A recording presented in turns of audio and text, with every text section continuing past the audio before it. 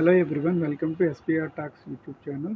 ఈరోజు విషయం ఏంటంటే, హోంగార్డ్కి మినిమం క్వాలిఫై మార్కులు పెట్టాలని చెప్పేసి మన అభ్యర్థులు బోర్డుని అయితే కలవడం జరిగింది. దానికి సంబంధించిన వీడియో నేను ఇక్కడ ప్లే చేస్తున్నాను. దీని గురించి విని మీకు పూర్తి సమాచారం దొరుకుతుంది. అలాగే దీనికి సంబంధించి ఎవరైతే వెళ్ళారో వాళ్ళు ఒక వాయిస్ చాట్ కండక్ట్ చేస్తున్నారండి. 9:30కి మీ యొక్క డౌట్స్ కోసం ఏమైనా ఉంటే అక్కడికి వచ్చి మీ డౌట్స్ని క్లారిఫై చేసుకోండి. అక్కడ దాని యొక్క టెలిగ్రామ్ గ్రూప్ లింక్ నేను కింద ఇస్తున్నాను. ఆ లింక్ ద్వారా టెలిగ్రామ్ గ్రూప్లో జాయిన్ అయ్యి మీ యొక్క డౌట్స్ క్లారిఫై చేసుకోండి. దాంట్లో ఈరోజు మనకి ఎగ్జామ్ ఎప్పుడు ఉండొచ్చు అనే కాన్సెప్ట్ మీద కూడా ఒక అవగాహన వస్తుంది మీకు. Thank you very much. పక్కన ఈ అటాచ్ చేసిన వీడియో కూడా చూడండి, మీకు ఫుల్ క్లారిటీ వస్తుంది.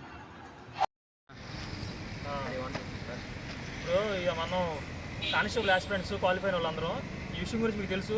ఎందుకంటే హోంగార్డ్కి కట్ ఆఫ్ అనేది లేకుండా ఎలా చేశారు, ఫిలిమ్స్కి ఏమి లేదు, తీసుకొచ్చి ఈవెంట్స్ పెట్టేశారు. వాళ్ళు మిమ్మల్ని కేసు చేశారు. ఏమని మమ్మల్ని ఎట్లా ఫిలిమ్స్కి అయితే ఎలా చేశారో ఈవెంట్స్ కూడా లేకపోతే సడలింపించి మెయిన్స్కి ఎలా చేయమని చెప్పారు. సో దాన్ని అలా చేయడం వల్ల మన జనరల్ ఆస్పిరెంట్ చాలా నష్టపోతున్నాం. అందుకని చెప్పి మేము ఉదయం వచ్చాము. ఇప్పుడు సాయంత్రం రాత్రి 7:30-8 అవుతుంది. ఈ టైం కూడా ఇంకా ఇక్కడే ఉన్నాం, మంగళగిరిలోనే. అన్ని జిల్లాల నుంచి వచ్చి ప్రజెంట్ చేస్తున్నాం. ఉదయం రావడానికి చాలామంది 40 మెంబర్స్ దాకా వచ్చారు. ప్రజెంట్ ఉన్న సిచ్యువేషన్ అది, ఇంతమంది మిగిలేము. అయితే మన సమస్యని చైర్మన్ గారి దృష్టికి తీసుకెళ్ళి చెప్పాం. సార్ ఇలా నోటిఫికేషన్ వచ్చింది. ఫస్ట్ 2020 నోటిఫికేషన్ వస్తే 5 లక్షల మంది క్వాలిఫై అయ్యారు. తర్వాత ఏం జరిగింది, ఫిలిమ్స్లో 95,000 మంది అయ్యారు. అందులో హోంగార్డ్ క్వాలిఫై కాకపోవడం వల్ల వాళ్ళు కేసు వేశారు. సార్ మమ్మల్ని సడలింపు ఉన్నాయంటే వాళ్ళు సడలింపు కోర్టు ఇచ్చింది, హైకోర్టు గారు సడలింపు ఇచ్చారు. అయితే దీనివల్ల జనరల్ ఆస్పిరెంట్స్ నష్టపోతుంది సార్. ఇందులో నోటిఫికేషన్ ఉంది కదా, 30%, 35%, 40% కట్ ఆఫ్. అయితే ఇప్పుడు ఇందులో లేదు. సో ఈ కట్ ఆఫ్ అనేది పెట్టాలి కదా సార్ అని అడిగితే దీనికి యాక్సెప్ట్ చేశారు. ఖచ్చితంగా యాజ్ ప్రకారం నోటిఫికేషన్ రూల్స్ ప్రకారం జరుగుతామమ్మా, దానికైతే ఇచ్చారు. మెయిన్స్ ఖచ్చితంగా కట్ ఆఫ్ ఉంటుంది అని చెప్పారు. మనకైతే హామీ ఇచ్చారు, రాసింది ప్రతిదీ నోట్ చేసుకున్నారు. మన డీటెయిల్స్ అన్నీ తీసుకొని ఖచ్చితంగా మెయిన్స్ అయితే కట్ ఆఫ్ ఉంటుందంట.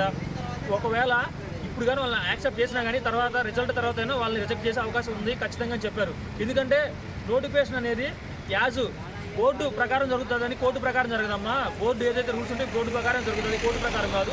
కోర్టు ఇచ్చింది, దాన్ని చేశారు, అయిపోయింది. దాన్ని ఎవరైతే చేశారో దాన్ని ఇంప్లీట్ చేసి కొంతమంది మాత్రం చేసామని చెప్పారు. సో ఇప్పుడు జనరల్ అభ్యర్థి కొంచెం నష్టమే లేదు.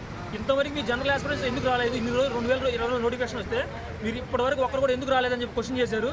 మీరు అక్కడ బయట చేయడం కదమ్మా, ఫిజికల్గా మీరు వచ్చి కలవాలి. మాకు ఇన్యాయం జరిగిందని మాకు చెప్తే మాకు తెలిసింది, మీరు ఎందుకు చెప్పలేదు అని చెప్పి దాని గురించి చెప్పారు. అర్థమైందా? ఇప్పుడైనా మనం రావడం వల్ల మనకు న్యాయం జరిగింది. ఎంతో కష్టపడి దీనికోసం రిప్రజెంటేషన్ తయారు చేసి అందరం పోగేసుకొని తినక ఉదయం నుంచి సాయంత్రం దాకా ఇక్కడే ఉన్నాం. ఇక్కడ ఉండి తీసుకొచ్చి మీకోసం చేసాం. ఇప్పుడే జస్ట్ బయట ఎవరి ఫోన్లో ఛార్జింగ్ కూడా లేదు, 1-2 ఫోన్లు ఉంటే మాత్రం దాని నుంచే వీడియో చేసి పెడుతున్నాం. దయచేసి అర్థం చేసుకోండి. ఏదైనా జరిగితే జనరల్ ఆస్పిరెంట్స్ అనేది సపోర్ట్ ఇవ్వండి. ఇప్పుడు ఎగ్జామ్ డేట్ గురించి జరిగింది. ఎగ్జామ్ డేట్ కూడా ఇంకా బోర్డులో అయితే డిసైడ్ అవ్వలేదంట. మనం ఉదయం రాగానే ఈ రిప్రజెంటేషన్ రూపంలో పంపిస్తే దీని మీద వాదోపదం చాలాసేపు డిస్కస్ జరిగింది. ఐజీ గారు బోర్డు మీటింగ్ చాలాసేపు జరిగింది. వాడి వేరుగా ఒకళ్ళు తిట్టుకునే ఇదిగా వెళ్ళిపోయింది. ఇలాగ ఎందుకు ఇచ్చారు అని చెప్పి ఇచ్చారు. ఇప్పుడు వచ్చిన రాజీవ్ కుమార్ మీనా గారు అయితే మాత్రం ఖచ్చితంగా స్పందించి మీకు ఖచ్చితంగా మేము చేస్తాను, నాది ఇప్పుడు ఆ చైర్మన్ ఆయన కాబట్టి నాది బాధ్యత అని చెప్పి సారు తీసుకున్నారు. ఫోటో ఎందుకు లేదంటే ఫోటో ఇవ్వడానికి సార్ యాక్సెప్ట్ లేదు. ఇది పొలిటికల్ ఈవెంట్ కాదమ్మా, ఇట్లా మేము ఫోటోలు ఇవ్వకూడదు, మాకు కొన్ని రూల్స్ ఉన్నాయి, ఇది మీరు బయట చేస్తారు, ఈ జాబ్ కొట్టి ఆ రోజు మీకు మేము ఫోటో ఇస్తాను అని చెప్పారు. సార్ మాత్రం చాలా బాగా మాట్లాడి మీకు ఖచ్చితంగా మేము చేస్తామని చెప్పారు.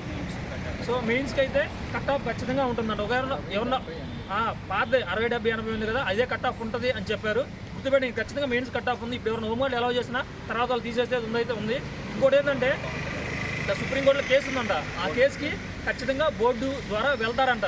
సుప్రీంకోర్టులో కేసు ఉంది కదా, దానికి బోర్డు ద్వారా వెళ్తారంట. వీళ్ళు ఇట్లా వచ్చి జాయిన్ అవుతున్నారు కదా, తర్వాత జనరల్ ఆస్పిరెంట్కి నష్టం జరిగింది అనుకోవద్దు. ఇంకో పాయింట్ కూడా అడిగాం సార్, 7th కాలంలో నోటిఫికేషన్లో బ్యాక్లాగ్ అది రిమైనింగ్ పోస్టులు ఉన్నాయి సార్, వాటి పరిస్థితి అని అడిగితే ఆ రిమైనింగ్ పోస్టులు జనరల్ ఆస్పిరెంట్స్కి ఇస్తారంట. పాత నోటిఫికేషన్లో అయితే ఎలా జరిగిందో ఆ స్పెషల్ రిజర్వేషన్స్ ఉన్నాయి కదా, ఆ జనరల్ ఆస్పిరెంట్స్కే ఇస్తారు మిగిలిన పోస్టులు. ఎవరు కంగారు పడదు, ఎవరికి అన్యాయం అయితే జరగదు. బాగా చదువుకోండి. ఎగ్జామ్ డేట్ అయితే ఇంకా ఫిక్స్ కాలేదు. ఏప్రిల్ అవచ్చు, మే అవచ్చు, ఎలా అవచ్చు అంతా డేట్లు అన్నారు కానీ ఏ డేట్ ఎంత ఒక డేట్ కూడా కన్ఫర్మ్ కాలేదు. బోర్డులో క్లియర్గా చైర్మన్ గారిని అడిగాం, సార్ ఎగ్జామ్ పరిస్థితి ఏం సార్ అంటే ఉన్న విశ్లేషణ అయితే అది మీరు బాగా ప్రిపేర్ అవ్వండి, ఇదంతా మా ప్రాసెస్ అదే నడుస్తుంది ప్రజెంట్ మాకు చెప్పారు. దీని గురించి ఇప్పుడు బోర్డు మీటింగ్ కూడా జరిగింది. సో మీకు ఫేవర్గానే మేము ఉన్నాం, మేము చేస్తాము. కాకపోతే మీరు ముందుకు రావాలి. ఏదైనా అన్యాయం జరిగినప్పుడు మనం ముందుకు రావాలి. మేము జనరల్ ఆస్పిరెంట్స్ మాకు జరిగింది ఏదంటే ఇప్పుడు రాష్ట్రంలో 95,000 మంది క్వాలిఫై అయితే ఎవరైనా మనకి ముందుకు రావాలి. మనం ఇప్పుడు ఈవెంట్స్ 39,000 అయిపోయింది. ఇక్కడ చూసారా కనీసం 10 మంది కూడా లేరు. ఉదయం 40 మెంబర్స్ దాకా వచ్చారు పాపం. ఇప్పుడు దాకా ఉండి జస్ట్ ఇప్పుడే కొంతమంది వెళ్ళడం జరిగింది. అది చివరిగా తేల్చుకొని బయటికి రావాలని చెప్పి ఒక యజ్ఞంలాగా దానికోసం కూర్చొని అందరికి న్యాయం జరగాలని బాధ్యతగా మేము వెళ్ళాం. 10 రోజులు చదువులు అయితే వదిలేసాం, కానీ కష్టపడి జాబ్ మాత్రం అందరూ కొట్టాలి, గుర్తుపెట్టుకోండి. ఈ కానిస్టేబుల్ ప్రిపేర్ అవుతున్న 5 సంవత్సరాలు అందరూ పేద కుటుంబాలే, ఎవరికి సరే తినడానికి తిండి కూడా ఉండదు.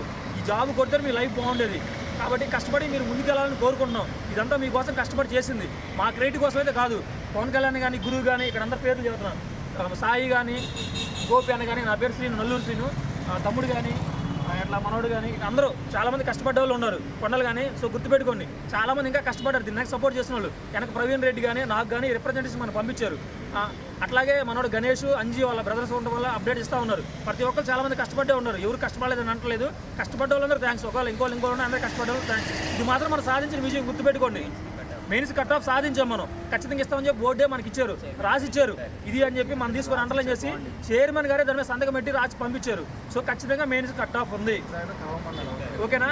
ఎగ్జామ్ అయిన తర్వాత ఏమైనా ఇబ్బంది ఉంటే వాళ్ళు అదే చెప్పారు, అప్పుడైనా ఇబ్బంది పడితే అప్పుడే దాన్ని ముందుకు తీసుకెళ్తారంట. సుప్రీంకోర్టు వాదనలుగానే వెళ్తారంట, ఏమైనా తేడా పడితే ఇబ్బంది లేదు.